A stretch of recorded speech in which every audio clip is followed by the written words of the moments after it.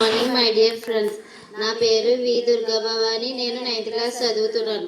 నేను హరిత విప్లవ పితామహుడైన ఎంఎస్ స్వామినాథన్ గురించి మాట్లాడుతున్నాను. దేశంలో ఆహార కొరతను ఎదుర్కోవడానికి మేలైన వరి, గోధుమలు, మొక్కజొన్న, వంగడాల రూపకల్పనలో స్వామినాథన్ కీలక పాత్ర పోషించారు.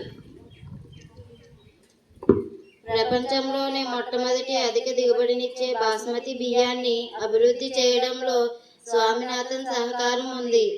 దిగుబడిని పెంచే నూతన వంగడాల సృష్టితో పాటు అధునాతన వ్యవసాయ పరికరాలపై స్వామినాథన్ దృష్టి సాధించారు.